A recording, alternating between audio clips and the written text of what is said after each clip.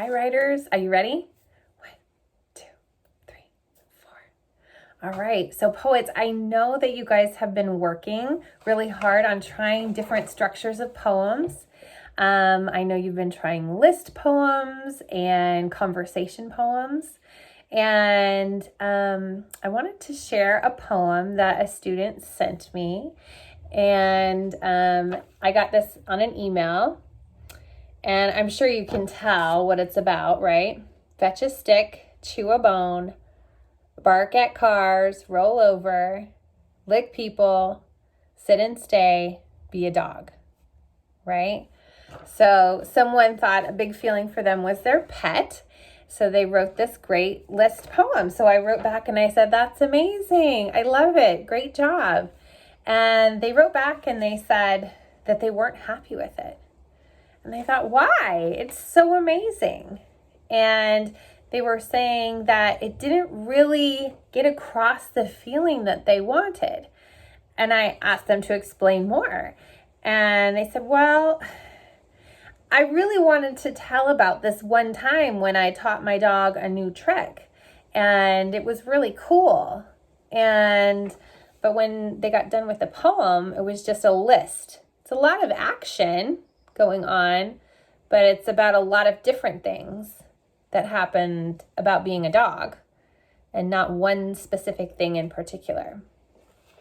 So what I wanted to teach you today was that poets, they try on a lot of different poetry structures, but when they decide how they're going to write it, they have to think about what kind of feeling they want the reader to experience, what kind of mood they want their poem to have, and what kind of meaning are they trying to convey.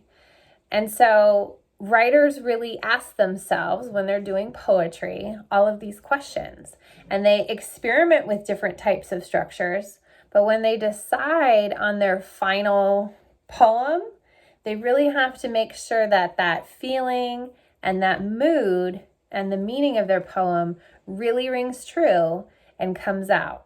So let me show you what I mean. All right, writers. So here we are at my poetry journal, and I'm going to show you an example of what I'm talking about when I say that we have to pick the right structure for our poem to give the right mood, the right feeling, and the right meaning. So my example is my chili poem about me and my sister. So I have to think, what do I hope a reader will feel, or what kind of meaning do I hope that they will get when they read my poem? So I think what I want is I want them to know that my sister and I were really helping each other to make this chili, and we were working together. So take a look at the two that I tried. It's kind of like trying on shirts, right? So here's my list poem. So I made a list about we cook chili. Cans of beans, smushed up tomatoes, cans of beans, cut up garlic, cans of beans, chopped up veggies, spices. I can't wait to eat. So it's kind of funny, right? I got to put those repeating lines in there because chili needs a lot of beans, right? And I got to repeat spices. So it's kind of fun to read, but it's just a list. So I don't know, maybe. But over here, I tried it conversation style, right? With the maples. And we started off with, we can do it. I'll read the recipe. I'll open the cans. Don't forget the garlic. Don't forget the beans. Time for tomatoes. You still need more beans. We're really cooking now. We're a team.